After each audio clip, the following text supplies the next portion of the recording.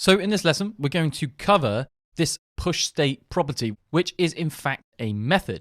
You can see that it's a function, it takes some data, a title, and a URL. If you've perhaps used React Router, Angular Router, or Vue Router, or you've perhaps written your own JavaScript router, it's probable that you'll have come across some kind of API that lets you specify the URL that you want to transition to. So before we actually go ahead and start doing this, we're going to set up some data. Now for this, I'm going to set up an array called players. Inside of there, we're just going to have an array of objects. Now I've specified these IDs. We can say anything that we like. Feel free to make up your own IDs and perhaps the names. So at the moment, I'm going to use some Nintendo characters. So here I'm going to say the Italian plumber and lead character, and then we can create copies of this. So we're going to have Mario. We're of course going to have Luigi. We can then have Yoshi and Wario.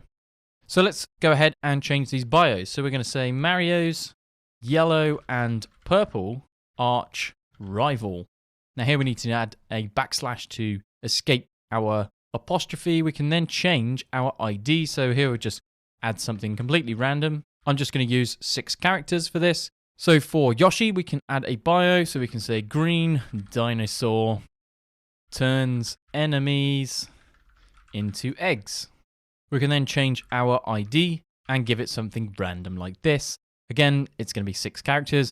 Luigi's ID, we also want to change. So we can give it another random 6 characters.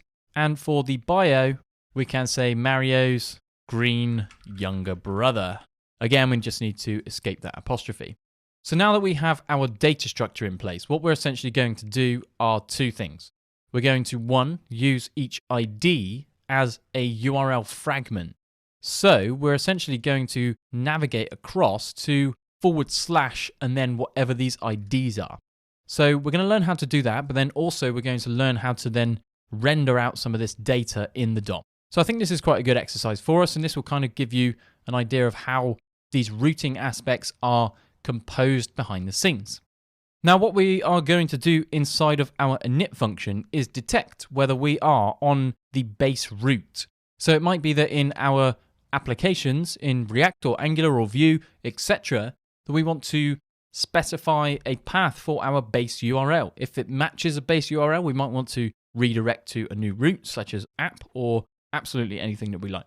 So we're going to say inside of here, if the Windows location object returns us a path name, which is simply /, we know that we are on just the base route. And if we go and take our location path name, paste it into Chrome DevTools, you can see that we have a string with just a /. So even though we can't see the / here, it does in fact exist. So if we are on the base route, we now want to push some new state into our application.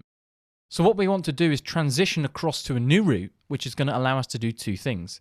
It's going to first allow us to change the URL, but then also we can then add an entry to this stack in our history.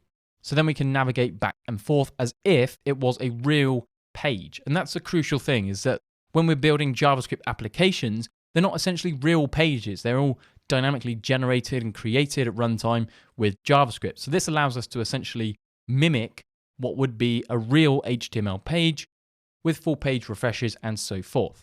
So let's go ahead and choose a single player. All we're going to do for this is choose the first player in our players array. So this is going to then return us Mario. So if we log out console log player, save this out, we then have an object for Mario. So if we want to now use our history, now what I've done down here is use window.history, but we don't really need to specify this window dot prefix. It's just something I like to do. However, for when we come to use the history API directly, we're just going to omit it. So we're just going to use history.pushState. So pushState now allows us to add a new entry into this history stack. It also allows us to change the URL. And this is a completely optional thing. You can see that we have this question mark. So we don't have to change the URL, but of course we can do. So the data that we want to add into our push state can be absolutely anything. And this is the implied type definition for us. We also can specify a title. Now you can see if we go up here, we have new tab. So this is in fact the title of that particular page.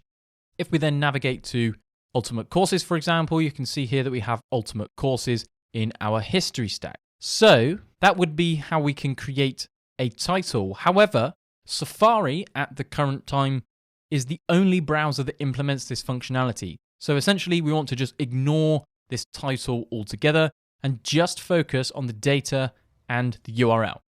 So what does that look like? That means that we can set a player object.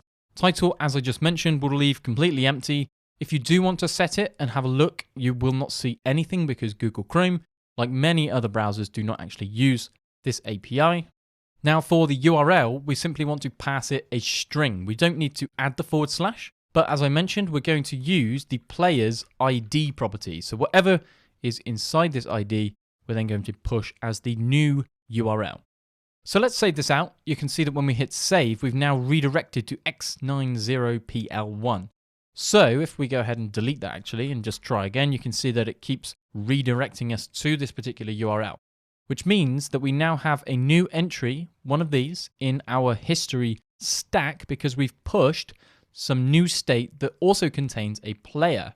Now we'll come on to this momentarily, but we can essentially use these events, which will then allow us to access this data that we then set. So for example, let's say we've made an HTTP request and fetch this data, we could push it into the history stack. We could then click back, and instead of in fact fetching that data, we could just grab it from the history object. So that's it for this lesson. I think this is a really good place for us to leave things. In the next few lessons, we're going to look at this push state versus the replace state, and also look at how to actually render that particular item. When we hit refresh, we then redirect over to what would be Mario's URL. So then it might make sense at this point to actually render some data. So that's it for this lesson. Let's dive into the next video.